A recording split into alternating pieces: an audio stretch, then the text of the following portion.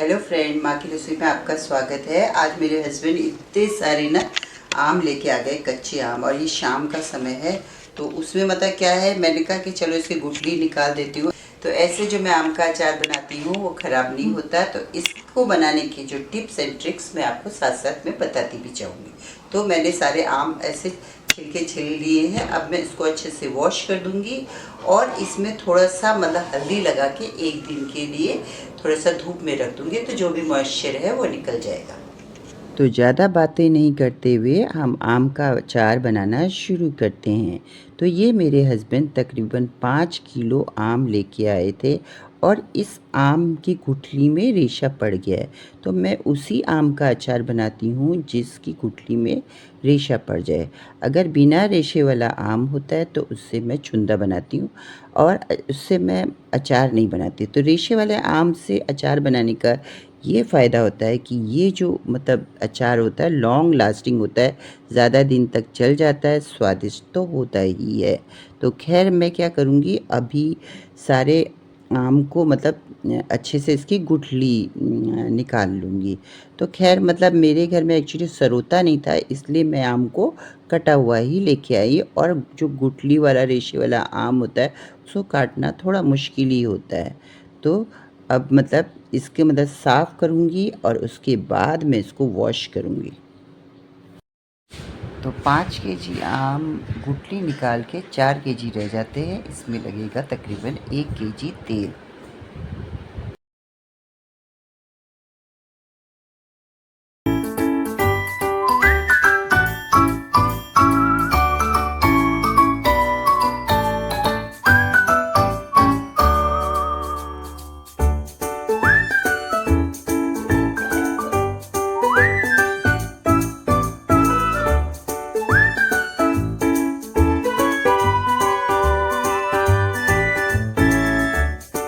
तो इधर मैंने थोड़ी बहुत सफाई कर ली है, इसके गुट्ठल अलग कर दिए हैं। अब इसको मैंने रख दिया है बड़े वाले टब में। तो इसको मैंने अच्छे से टब को वॉश कर लिया था, क्योंकि मेरे घर में इतना बड़ा बर्तन नहीं है और इसमें सारे मसाले को मिक्स करना इजी रहेगा, और धोना सबसे बड़ी बात है, वॉश करना बहुत इजी रहेगा।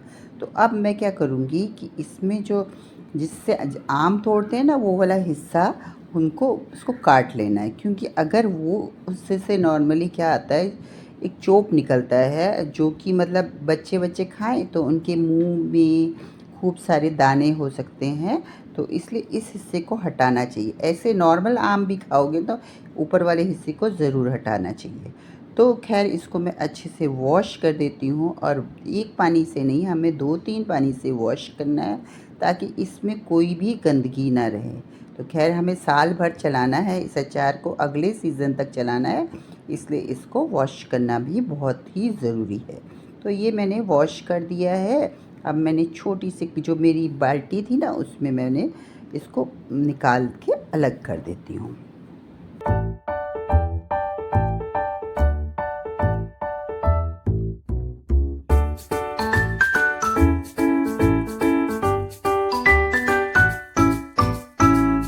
तो ये सारे आम को मैंने वॉश कर दिया है। अब मैं इसको अच्छे से पोंछ देती हूँ ताकि इसमें कोई भी मॉइस्चर ना रहे। और ये मैंने इसको पोंछ दिया है। अब मैं इसमें डाल देती हूँ थोड़ी सी हल्दी। हल्दी से इसको मिक्स करना है। पहले इसमें नमक नहीं डालना है, नहीं तो ये पानी छोड़ने लगेगा। इसलिए जैसे मैं हल्दी से इसको वॉश करेंगे, और उसके बाद मैं क्या करूँगी, जो मतलब कोई बड़े पीस आ गए ना तो उसको मैं चाकू से काट दूँगी। और क्योंकि रात का समय है तो इसको मैं इधर ही फैला के रख देती हूँ।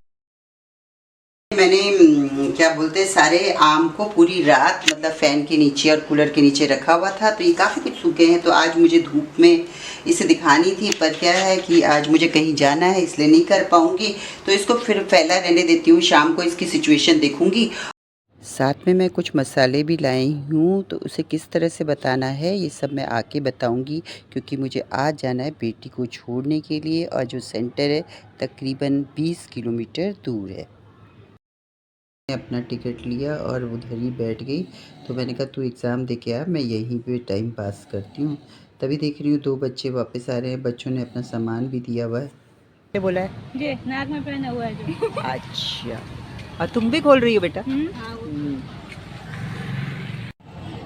इधर एक चीज़ मुझे अच्छी लगी कि मतलब कम से कम जो पेरेंट्स छोड़ने आए हैं बच्चों के लिए, उनके बैठने का इंतज़ाम था, हरे हरे पेड़ थे। इससे पहले मैं कहीं गई थी वहाँ पे, तो ऐसा कुछ भी नहीं था।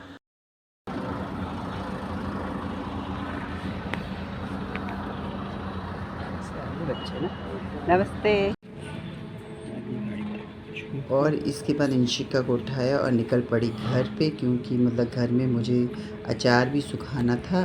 तो घर आते ही मैंने सबसे पहले क्या, अचार सुखाया। 2-2:30 बजे घर पहुंच गई थी। फिर मैंने अचार को सुखाया। 2 घंटे की, तकरीबन 2 से 2.5 घंटे की धूप दी। तो तकरीबन 5 बजे के करीब मैंने इस अचार को निकाल दिया और मतलब इसको नीचे लेके आ गई, क्योंकि इसमें अब कोई मॉइस्चर नहीं था। और मतलब मैंने कहा कि चलो भाई थोड़ी बहुत धूप भी सुखाने, धूप में सुखाने से क्या होता है ना, अचार हमारा थोड़ा सा उसकी शेल्फ़ लाइफ बढ़ जाती है। लेकिन बहुत ज़्यादा नहीं सुखाना चाहिए, क्योंकि बहुत ज़्यादा सुखाने के बाद वो अचार फिर थोड़ा बहुत ही हार्ड हो जाता है। तो ये देखिए, बिल्कुल मेरा अचार बिल्कुल अच्छे से सूख गया है। तो अब हमें डालने हैं मसाले। 100 ग्राम के करीब मैंने ले लिए सौंफ, उससे आधी लेनी है हमें मेथी, और फिर बाद में 2-2 चम्मच हमें राई और चाहिए, काली और पीली वाली, और 1 चम्मच हम लेंगे कलौंजी। तो खैर मसाले अगर सही मात्रा में रहे ना, तभी हमारा अचार बहुत अच्छा लगता है। तो इधर हम राई, ये कलौंजी को छोड़ के बाकी सब चीज़ों को हल्का हल्का भून लेंगे। तो ये रोस्ट करना बहुत ही ज़रूरी है, इससे अचार में फ्लेवर बहुत अच्छा आता है। तो सबसे पहले मैं रोस्ट करूँगी सौंफ को। तो गैस की जैसे ही कढ़ाई हमारी गर्म हो जाए ना, तब हमें सौंफ डालना है और गैस को बिल्कुल सिम रखना है। इससे हमारे जो मसाले ना धीरे धीरे भुनेंगे, और उस मतलब अचार में और उसके मसालों में जो टेस्ट होता है ना, वो मतलब आएगा। तो खैर मैंने देखिए मतलब सौंफ मेरी अच्छे से भून गई है, हल्की सी खुशबू आने लगी है। ये खुशबू आने तक ही भुनना है, बिल्कुल हमें काला नहीं करना है, इतना ही हमें भूनना है ताकि इसका जो टेस्ट बरकरार रहे। अब इसे मैं डाल देती हूँ, जो मेरी साइड में परात है ना, मैं उसमें इसको ट्रांसफ़र कर देती हूँ। अब मैं थोड़ा हींग को भी अच्छे से, हींग नहीं सॉरी, अब मैं मतलब थोड़ा सा ये मेथी है ना, इसको भी अच्छे से भून दूँगी। तो इसको भी बिल्कुल हल्का भूनना है, थोड़ी देर चलाना है, ज़्यादा नहीं भूनना है।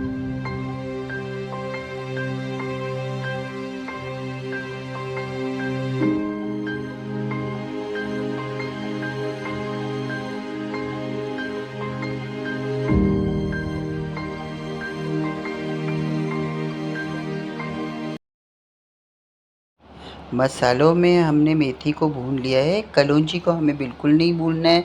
जो 1-1 चम्मच के करीब हमने राई ली थी, पीली और काली, तो मतलब वो भी हमें अच्छे से सेक देनी है। तो ये चीज़ें हमें थोड़ी डालनी है। अगर जैसे कि आम का अचार तो खट्टा होता है ना, तो अगर कोई खट्टा चीज़ नहीं है तो उसको आप मतलब उसमें राई की मात्रा बढ़ा सकते हैं। तो खैर मैंने अब ले लिया है तेल। तेल मैंने कड़वा तेल यानी सरसों का तेल लिया है, क्योंकि सरसों के तेल में ही जो हमारा अचार बहुत ही अच्छा बनता है।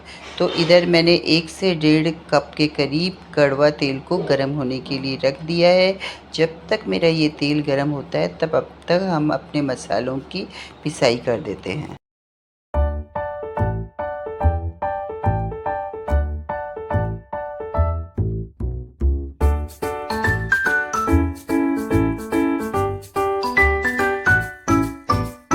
तो सबसे पहले मैं अपनी दोनों राइयों को पीस देती हूँ मिक्सी में। तो इसको हमें दरदरा ही पीसना है, क्योंकि अचार में जो भी मसाले डलेंगे ना, वो दरदरे ही पीसे जाएंगे, बहुत ज़्यादा महीन बिल्कुल नहीं पीसने हैं। तो लीजिए, राई मैंने पीस दी है। अब मैं पीस दूँगी अपनी मेथी और सौंफ को। हाँ, कलौंजी बिल्कुल नहीं पीसनी है, क्योंकि मतलब इसमें इसका रेशियो इस तरह से रखना है कि अगर हमने 100 ग्राम सौंफ ली है तो 50 ग्राम हमें मेथी लेनी है। क्योंकि अगर हम मेथी ज़्यादा लेंगे तो हमारा अचार कड़वा होगा, और सौंफ ज़्यादा लेंगे तो हमारा अचार हल्का हल्का मीठा लगेगा। तो देखिए मैंने दोनों चीज़ें पीस दी हैं। तो मसाले हमारे तकरीबन सारे अच्छे से पिस गए हैं। तो पिसे मसाले मतलब खड़े मसाले हमें इतने ही पीसने हैं, बाकी हम पिसे हुए मसाले इसमें यूज़ करेंगे। तो खैर मैं अब मसालों को ट्रांसफ़र कर देती हूँ अपनी परात में। इसके बाद मतलब मैंने रात में तकरीबन सभी मसालों को डाल दिया है। मैंने कलौंजी डाल दी है, राई डाल दी है। अब मैं डाल दूँगी नमक। नमक हमें थोड़ा-सा तेज़ी लेना है क्योंकि हम जो चीज़ बना रहे हैं वो खट्टी चीज़। तो मैंने इसमें 1 कटोरी के करीब नमक ले लिया है और 1 ही कटोरी के करीब मैं ले लूँगी लाल मिर्ची।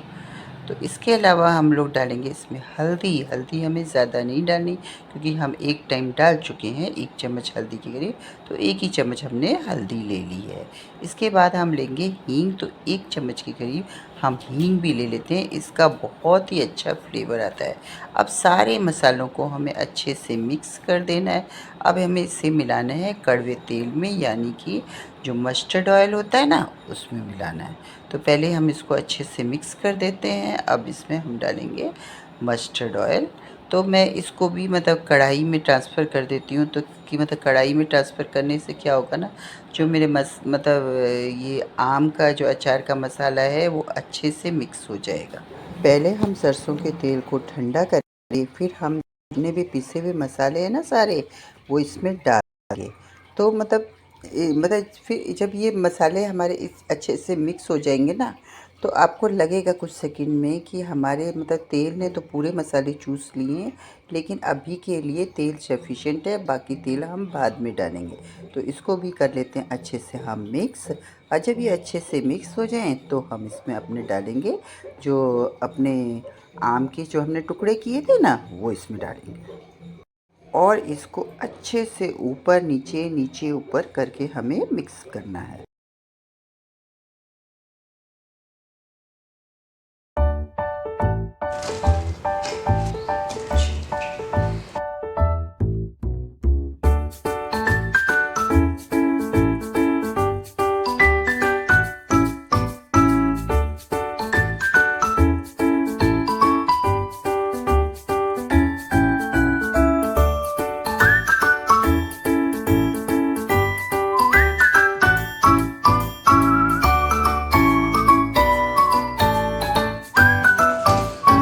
तो एक बारी के मैंने आम मिक्स कर दिए हैं। अब मैं थोड़े से आम के और टुकड़े डालती हूँ। इस तरह से मैं सारी टुकड़ों को डाल दूँगी और इसे अच्छे से मिक्स कर दूँगी। इसको बिल्कुल अच्छे से मिक्स करना है ताकि जो हमारे मसाले हैं ना, वो एक साथ हो जाएं।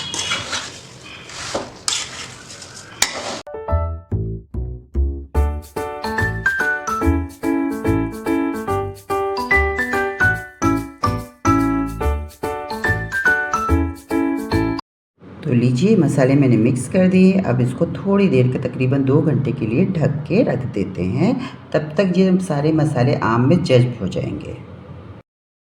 तो ये देखिए मैंने अच्छे से मिक्स कर दिया है। अब हम इसमें डालेंगे सरसों का तेल। तो आप चाहें तो इसको गरम करके भी डाल सकते हैं, अगर मतलब आप चाहें तो इसको ठंडा भी डाल सकते हैं, ऐसा कुछ नहीं है, इमीडिएट डाल सकते हैं क्योंकि इसे हमें एटलीस्ट 2 से 4 दिन धूप में सुखाना है, क्योंकि धूप में सुखाएंगे तभी ये जो अचार है ना ये हमारा गलेगा। अगर इनके सब छाँव में रखे गल तो जाएगा, लेकिन मतलब उसको टाइम ज़्यादा लगेगा। तो धूप में सुखा, साथ में जो हमने सरसों का तेल डाला था ना कच्चा, आपको लग रहा होगा ना कि ये कच्चा तेल डाला है, लेकिन अगर सरसों का तेल डाला है तो ये 4-5 दिन में धूप दिखाई से ये सरसों का तेल भी अच्छे से पक जाएगा। तो खैर मतलब 3-4 दिन के बाद आप चाहें तो इसको मतलब खा सकते हो, यूज़ कर सकते हो। फ़िलहाल मैं इसे बरनी में रख देती हूँ और फिर बाद में इसको मैं धूप दिखाती रहूँगी। तो मतलब एक व्यूअर ने मुझसे पूछा था कि हमें इसमें तेल कितना डालना है। ये बहुत ही इंटरेस्टिंग क्वेश्चन है। तेल हमें इतना डालना है कि ये जो मतलब इसमें मसालों में पूरा अच्छे से तेल सन जाए। तो जब हम इसे बरनी में भरें ना, तो मतलब हमारा तेल मतलब बिल्कुल लेवल तक होना चाहिए। कई बार क्या होता है कि अगर हम कम लेवल का, अगर इन केस बाई चांस हमने रख दिया अचार, बाई चांस हमारे पास तेल थोड़ा कम है, तो हम कम लेवल भी डाल सकते हैं। लेकिन उसमें शर्त ये है कि रोज़ इसे हिलाना पड़ेगा। मतलब पहले 5-6 दिन आपको बहुत अच्छे से हिलाना पड़ेगा, क्योंकि हिलाओगे नहीं, अगर आपने कम तेल डाला है तो वो मतलब ख़राब भी हो सकता है। इसलिए मतलब आप तेल डालिए और फिर बाद में उसमें मतलब उसको अच्छे से हिलाइए। तो मतलब हिलाने से क्या होता है ना कि अचार मतलब सही भी रहता है और उसकी सेल्फ़ लाइफ़ भी बढ़ती है। तो इसको मतलब थोड़े-थोड़े दिन के बाद इसको हिलाना ज़रूर है। आपका अचार बन भी जाए तो भी इसको हिलाना है। कई बार क्या होता है कि हम लोगों को अचार को हिलाने का टाइम नहीं होता, तो उस कंडीशन में जब भी हम अचार को बरनी में डालेंगे ना, और उसके बाद मतलब उसके लेवल से हमें आम के लेवल से थोड़ा ज़्यादा तेल डालना है। इससे हमारा अचार बिना हिलाए मतलब ख़राब कभी नहीं होगा। ऐसे मेरा बनाया हुआ अचार कभी ख़राब होता नहीं है। हाँ, पर एक चीज़ ज़रूर है इसमें, एक तो गीले हाथ से कभी भी इसको यूज़ नहीं करना है, और कभी भी आप अचार निकालें तो इसे साफ़ सुथरे चम्मच से निकालना है। पानी की मात्रा बिल्कुल नहीं डालनी है, क्योंकि पानी की एक छींटा भी पड़ जाएगा तो आपका अचार बिल्कुल ख़राब हो जाएगा। आपने देखा होगा इसमें मैंने मसाले भी ज़्यादा नहीं डाले हैं, और इसमें मसाले भी प्रॉपर मात्रा में डले होते हैं, बहुत ज़्यादा नहीं। कई बार आप देखोगे ना कि कई लोगों के आम की गुठलियाँ तो ख़त्म हो जाती हैं, लेकिन मसाला मसाला बचा रहता है। लेकिन इस केस में ऐसा बिल्कुल नहीं होगा। तो आप जब भी अचार बनाएंगे तो इसको आप कभी, जैसे कि आपको जल्दी जल्दी में सब्जी नहीं बना सके, या मतलब आपको एज ए टेस्ट मेकर लेना है, तो आप इस अचार को आराम से इंजॉय कर सकते हैं। तो कैसी लगी आपको मेरे आम के अचार की रेसिपी? अगर आपको ये रेसिपी पसंद आए, इसे लाइक कीजिए, अपने फ्रेंड्स के साथ शेयर कीजिए, मेरे चैनल को सब्सक्राइब कीजिए, और अपने व्यूज़ कमेंट के थ्रू मुझे ज़रूर बताइए कि आज आपको अचार की रेसिपी कैसी लगी। साथ में नीचे दिए गए बेल आइकन को भी ज़रूर दबाइए, ताकि आपको मेरी वीडियो की नोटिफिकेशन मिलती रहे। बाय। वापस मिलूँगी एक इनोवेटिव रेसिपी के साथ या किसी नए ब्लॉग के साथ। Okay, bye bye.